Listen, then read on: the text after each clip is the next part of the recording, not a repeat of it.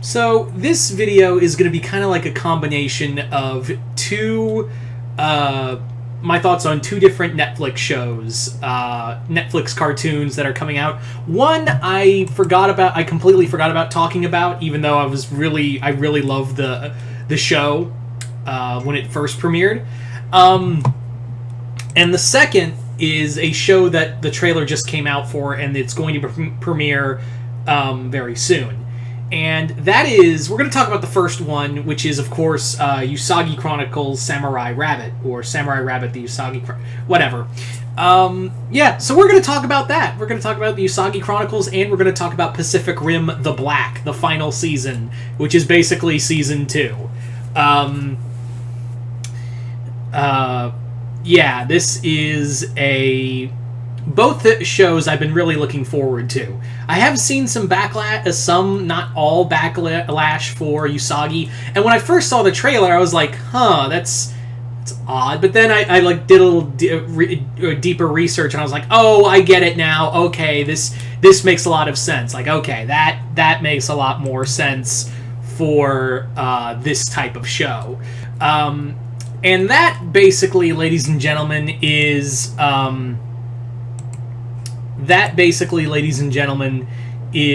that this is not going to focus on Miyamoto Usagi. This is going to focus on Yoichi, which is a character Stan Sakai created that was kind of like, he's kind of seen as like the relative of Miyamoto. This is Yoichi is his student and relative. But Yoichi they are going to have Miyamoto. They are going to have Miyamoto Usagi in the show, and he's actually going to be voiced by the voice actor, I forget his name, but the voice actor who did his voice in the two-part Usagi story in Tales of the Teenage Mutant Ninja Turtles. So that's really cool. So yes, Miyamoto is going to be in here. They reference Miyamoto a lot, but Yoichi is the main figure in this. And some people are saying, oh, this doesn't follow Stan Sakai's vision. Motherfucker, Stan Sakai is writing the show. Like, he's heavily involved. He's on social media, like, excited about this show. Like, he's all about a Usagi show, like, even if it isn't, like, some dark and grim story of the feudal era. It's dealing with yokai. He's, like, all excited about it. I'm like, oh, this is really cute. This is kind of fun. That's the thing I like about Stan Sakai, is that he is... Stan Sakai is basically, he is more or less... Holy shit! I'm sorry about that. Anyway, I'm apparently Mr. Popular right now, so sorry about that. Anyway,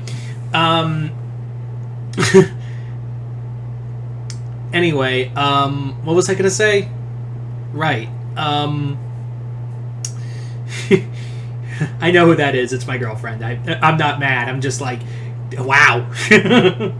That's a lot of text I'm going to have to read through after doing this video. Anyway.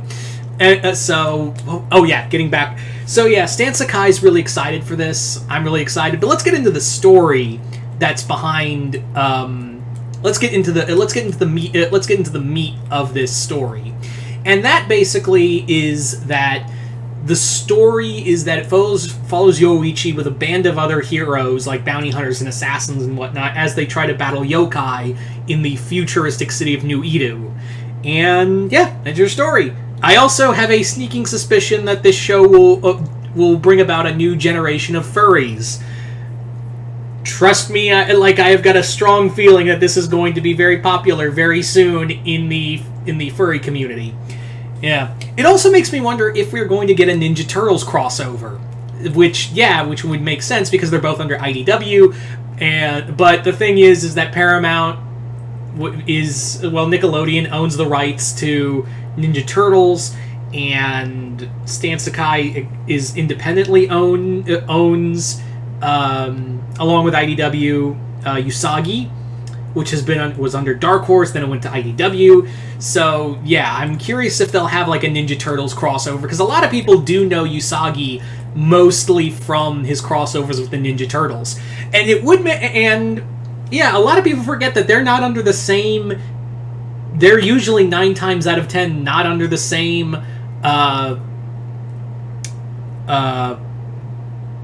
publishing. I mean, now they are. They're both under IDW, but for the longest time, a lot of people forgot that Usagi was under Dark Horse, and the Ninja Turtles was under, like, Image or something. So for the longest time, it was more or less under two different companies. So it was very much like an intercompany crossover, and people just assumed that Usagi was part of the Ninja Turtles universe.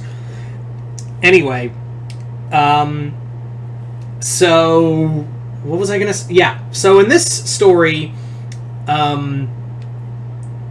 this looks really fun, like some fun ninja stuff I'm really excited for. I think this is going to be a very well done story. I think this is going to be a very fun, it's probably not going to be as violent as we would have hoped, as the Usagi comics are, but you know what, it's a start, and maybe this will be this, because they did say we are going to have Miyamoto here, so maybe that would be cool, is like, we could have this show set in the future and set for kids, and then we have Miyamoto's story set for a little more like a younger for an older audience. Like, that would be kind of cool. Like, that would be a neat idea to really play with.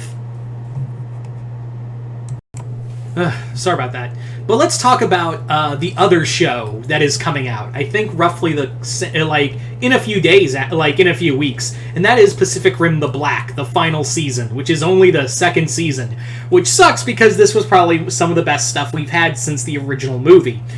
Pacific Rim Uprising, as I look back on it, really is not that great. But Pacific Rim the Black is a really good show, and I thought and it makes me all the more excited for the Kong TV show, the Skull Island anime, coming soon to Netflix. So this more or less follows where the show picked up with the boy who could become a kaiju, and we find a new group of villains called the Sisters, who are like a kaiju cult, and yeah, there's a lot. I need to rewatch the show because there's a lot I'm forgetting.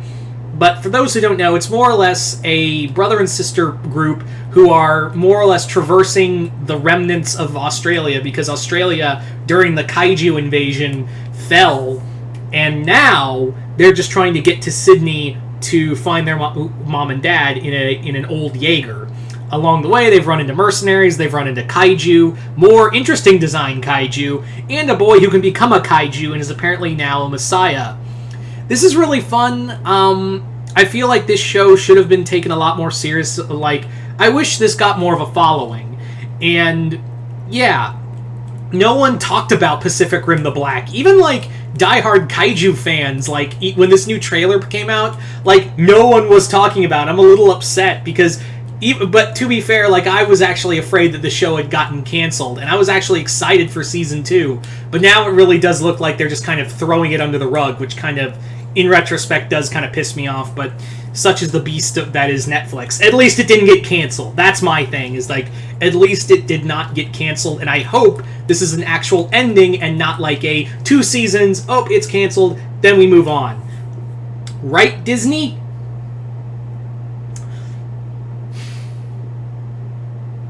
Anyway, what was I talking about? Oh, right. Anyway, so the monster action looks really good. The CGI actually looks a little better now. So I'm really excited for this. This and Usagi, yeah, April's going to be really good. So you guys tell me in the comments below, what do you guys think of both the Usagi Chronicles and Pacific Rim the Black? Season 2. Are you guys excited? Are you guys not? Which one are you more excited for? Just comment below. Let me know. And once again, I'm Mr. Multiverse. I'll see you next time in Multiverse.